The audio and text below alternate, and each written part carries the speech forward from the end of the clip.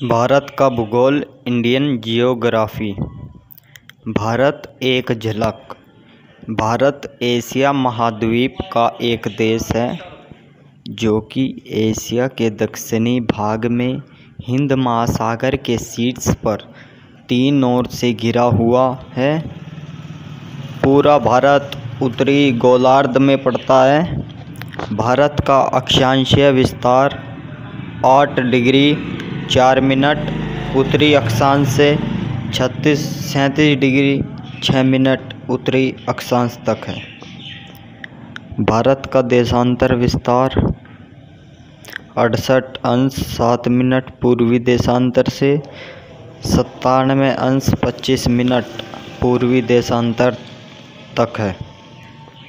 भारत का क्षेत्रफल 87,263 वर्ग किलोमीटर है तथा क्षेत्रफल की दृष्टि से संसार में इसका 7वां स्थान है। भारत का जनसंख्या की दृष्टि से संसार में चीन के बाद दूसरा स्थान है। विश्व की 2.4% भूमि भारत के पास है, जबकि विश्व की लगभग 17.5% जनसंख्या भारत में ही रहती है। भारत को श्रीलंका से अलग करने वाला समुद्री क्षेत्र मन्नार की खाड़ी तथा पाक जलद मरुमध्य है। कर्क रेखा ट्रॉपिक ऑफ कैंसर भारत के बीचों बीच से गुजरती है।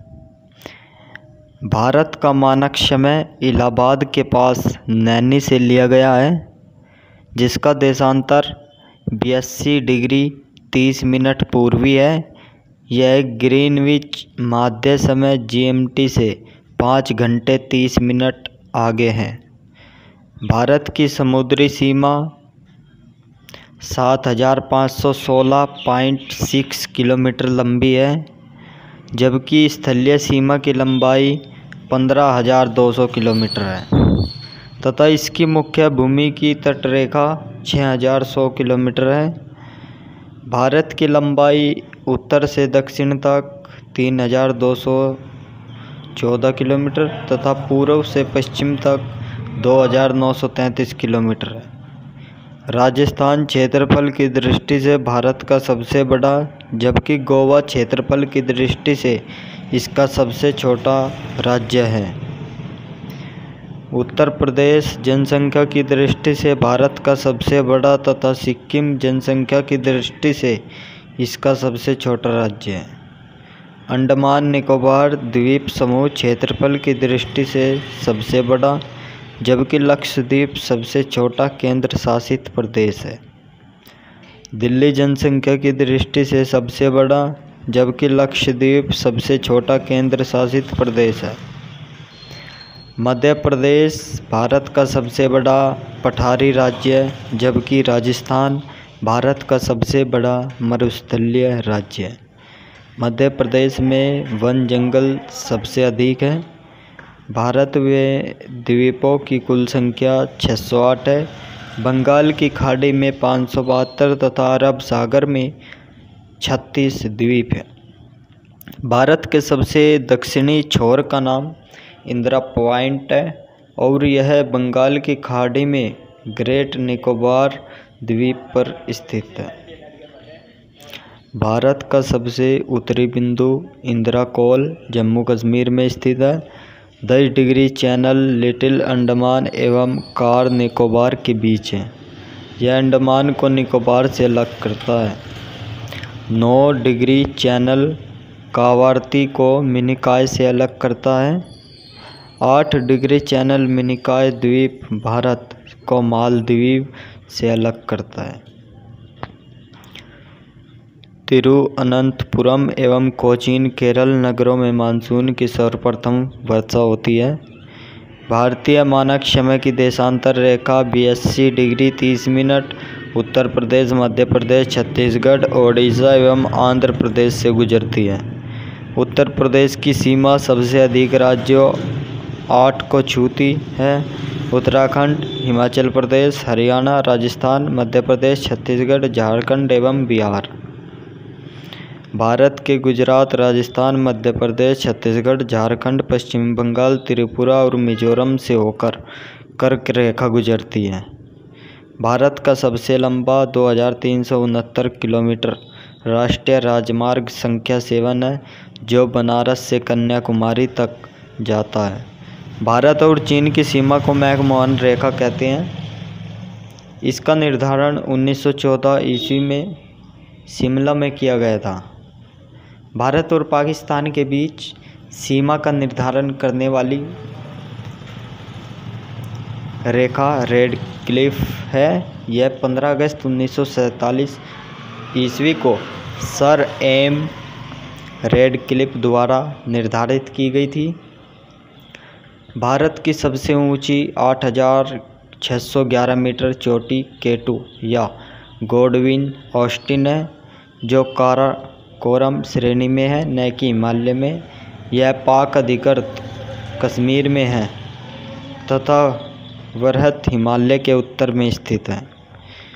भारत के प्रमुख दर्रों में शिपकिला और बारालाचाला हिमाचल प्रदेश में, बर्जिला और जोजिला कश्मीर में, नीतिला, लिपुलेखला और थागला उत्तराखंड में तथा जेलेपला और नाथुला सिक्किम में स्थित है। सिक्किम में स्थित कंचनजंगा भारत में हिमालय की सबसे ऊंची चोटी है। अरावली पर्वत राजस्थान से लेकर दिल्ली के दक्षिण पश्चिम तक विस्तृत है। इनकी कुल लंबाई लगभग 880 किलोमीटर है। यह विश्व के सबसे पुराने पर्वत है। गुरु शिखर 1722 मीटर इनकी सबसे ऊंची चोटी है। प्रसिद्ध पर्यटन स्थल माउंट आबू इसी पर स्थित है, गुरु शिखर पर। विंध्याचल पर्वत उत्तर व दक्षिण भारत को स्पष्ट रूप से अलग करता है। इसकी ऊंचाई 900 मीटर है। सतपुड़ा पर्वत पश्चिम में राजपीपला से आरंभ होकर छोटा नागपुर के पठार तक विस्तृत है।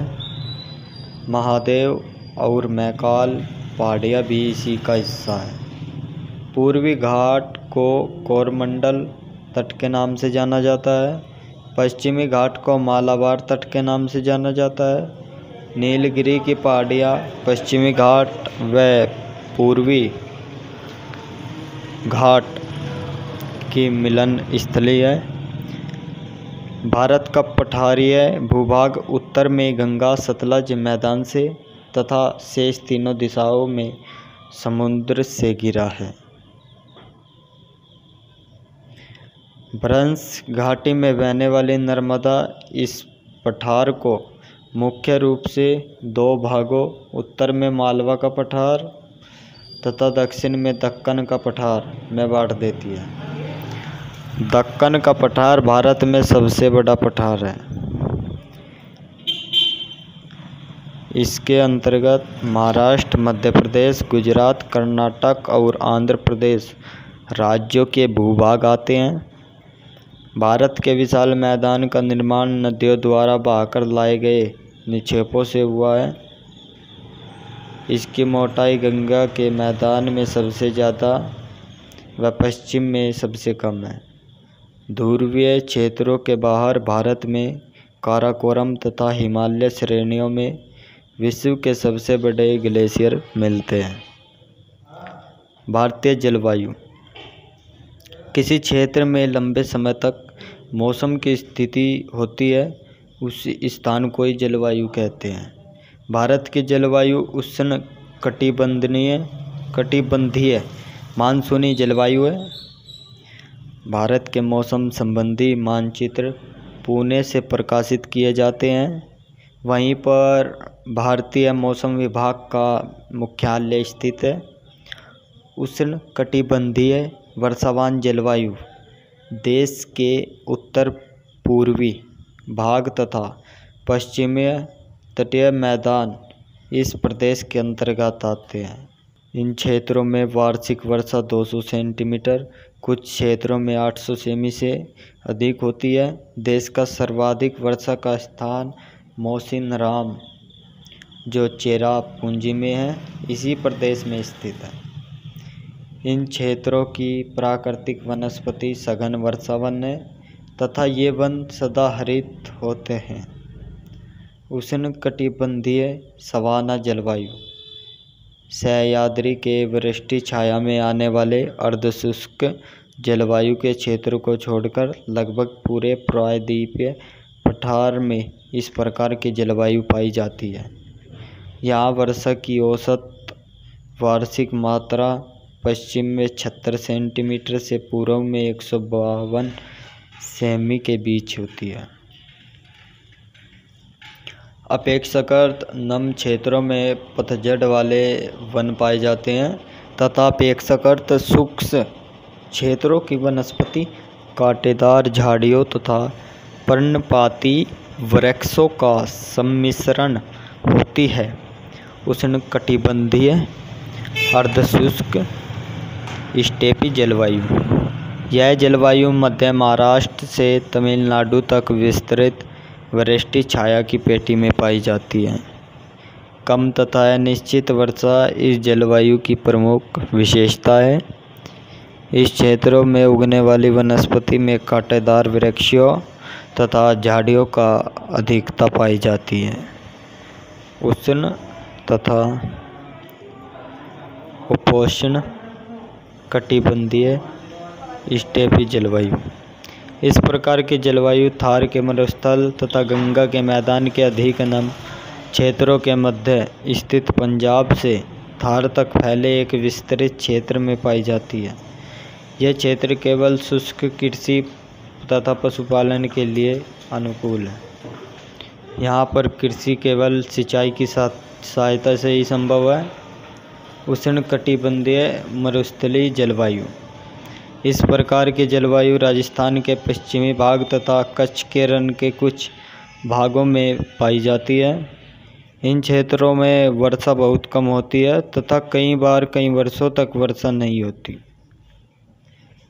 इस शुष्क जलवायु के क्षेत्र में वनस्पति आवरण बहुत ही कम है।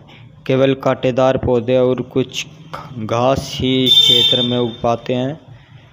आर्द्र शीतकाल वाली नम उपोष्ण जलवायु, इस प्रकार की जलवायु हिमालय से दक्षिण में एक विस्तृत क्षेत्र में पाई जाती है।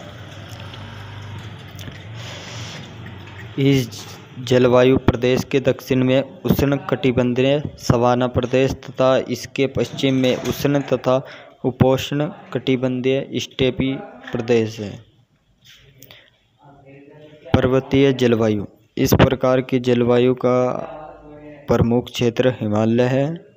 पर्वतीय क्षेत्रों में सूर्य के सम्मुख तथा इससे विमुख ढालों पर तापमान में काफ़ी विषमता पाई जाती है।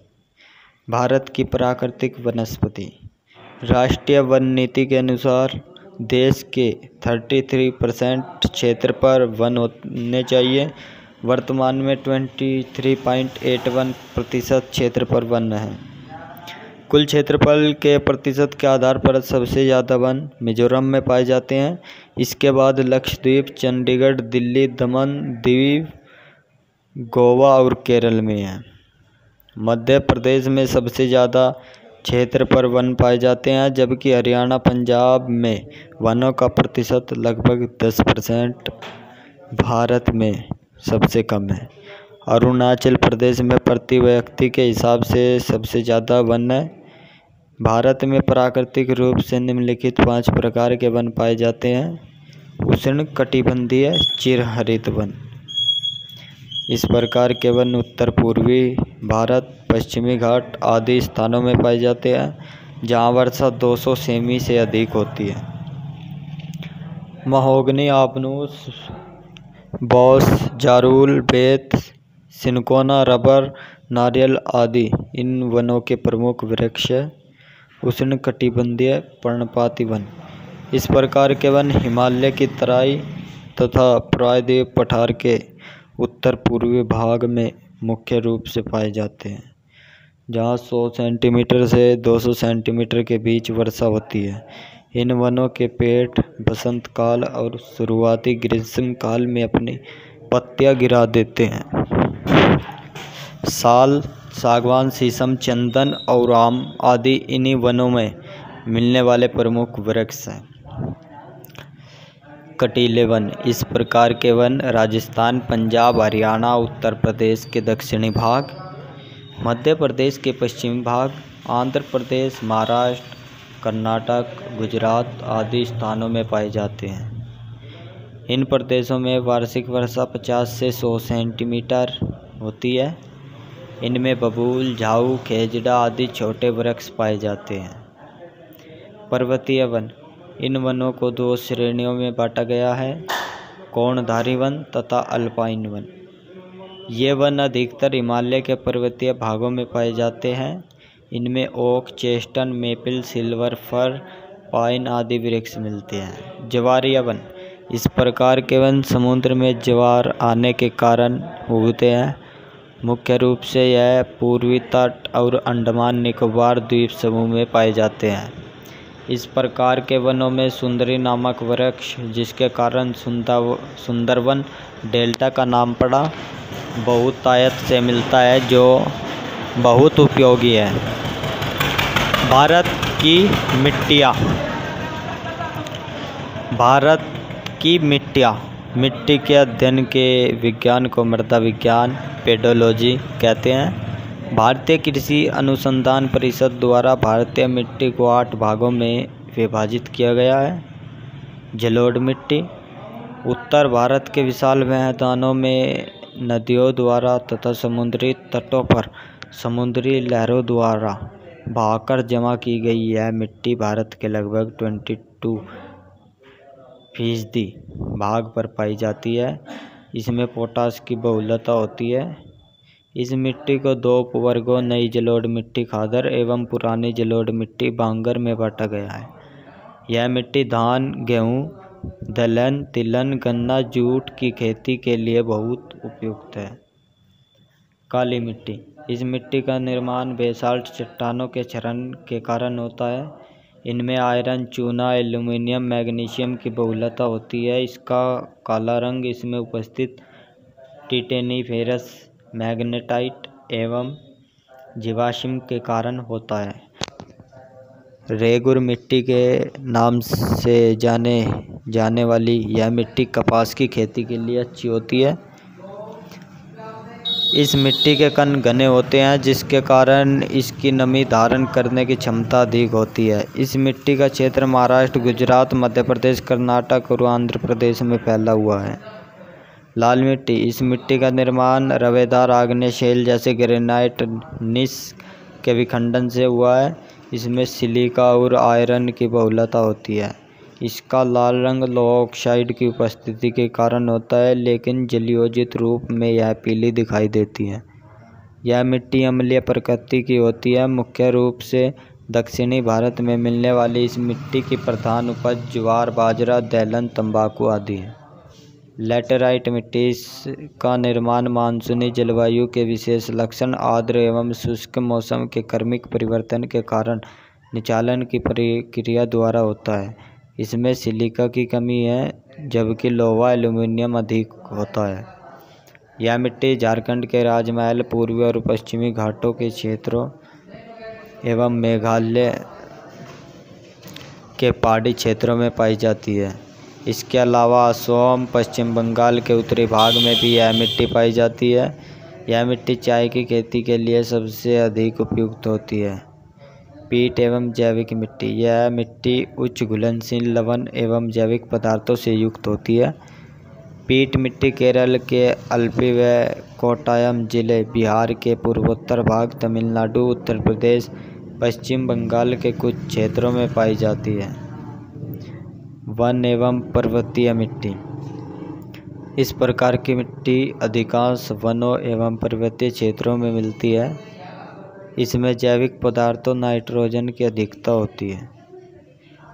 यह मिट्टियाँ उन क्षेत्रों को घेरती है जहाँ या तो पर्वतीय ढाल हो या वन क्षेत्रों में घाटियाँ हो। यह मिट्टी मुख्य रूप से हिमालय के पर्वतीय भागों, तमिलनाडु, कर्नाटक, मणिपुर आदि जगहों पर मिलती है। मरुस्थलीय मिट्टी। अरावली श्रेणी के पश्चिम में जलवायु की शुष्कता तथा भीषण ताप के कारण नंगी चट्टानें विखंडित होकर यह मिट्टी बनाती है। यह मिट्टी राजस्थान, हरियाणा के दक्षिणी पश्चिमी भाग में पाई जाती है। लवणीय एवं क्षारीय मिट्टी। ये अनुवर एवं अनुत्पादक रेत, ऊसर एवं कल्लर के रूप में भी जानी जाती है।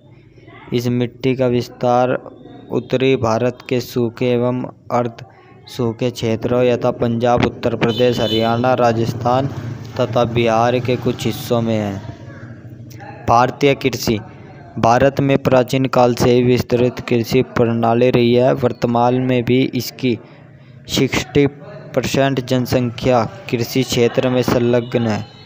भारत के कुल क्षेत्रफल के लगभग 51% भाग पर कृषि, 4% भूभाग पर चारागाह, 23.81% भाग पर वन एवं बचे हुए भाग पर बंजर भूमि तथा बिना उपयोग की है।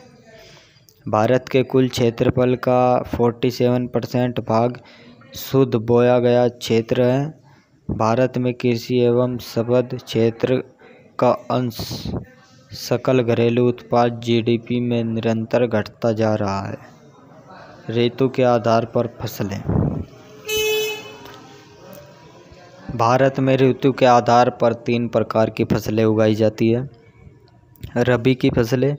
ये फसलें अक्टूबर नवंबर में बोई जाती है, मार्च अप्रैल में काटी जाती है, जैसे गेहूँ, जौ, चना, तिलहन इत्यादि।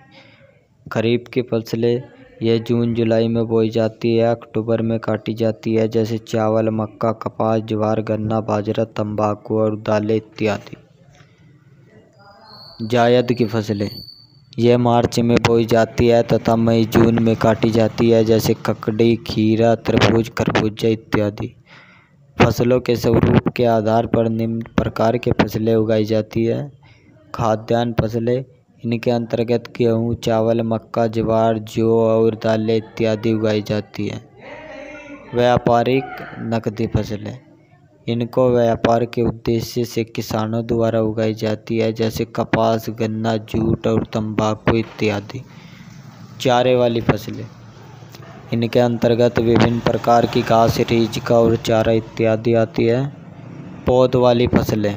इनके अंतर्गत चाय, कॉफ़ी, रबड़, इलायची और नारियल इत्यादि आती है। बागवानी वाली फसलें। इनके अंतर्गत प्याज, आलू, फल और सब्जियां इत्यादि आते हैं। प्रमुख भारतीय फसलें एवं उत्पादक राज्य घटते क्रम में निम्नलिखित हैं। चावल। पश्चिम बंगाल, आंध्र प्रदेश, उत्तर प्रदेश। गेहूँ उत्तर प्रदेश, पंजाब, हरियाणा। मक्का आंध्र प्रदेश, कर्नाटक, राजस्थान। बाजरा राजस्थान, गुजरात, उत्तर प्रदेश। गन्ना उत्तर प्रदेश, महाराष्ट्र, तमिलनाडु। कपास गुजरात, महाराष्ट्र, आंध्र प्रदेश। जूट पश्चिम बंगाल, बिहार, असम। तिलहन मध्य प्रदेश, राजस्थान, गुजरात। दलहन मध्य प्रदेश, महाराष्ट्र, राजस्थान। चाय असम, पश्चिम बंगाल, केरल। कॉफ़ी कर्नाटक, केरल, तमिलनाडु। रबड़ केरल, तमिलनाडु, कर्नाटक। रेशम कर्नाटक, पश्चिम बंगाल, असम। तंबाकू गुजरात, आंध्र प्रदेश, कर्नाटक। आलू उत्तर प्रदेश, पश्चिम बंगाल, पंजाब। भारत में हरित क्रांति की शुरुआत 1967 से 1968 ईस्वी में हुई थी। डॉक्टर MS स्वामीनाथन को भारत में हरित क्रांति का जनक माना जाता है। विश्व में इसका श्रेय नॉर्मन बोरलॉग को जाता है। हरित क्रांति से उत्पादन में सबसे अधिक वृद्धि गेहूं में हुई है। चावल का भाग लगभग स्थिर तथा मोटे अनाज एवं दालों के भाग में कमी आई है। भारत में दुग्ध क्रांति, श्वेत क्रांति का श्रेय डॉक्टर वर्गीज कुरियन को जाता है।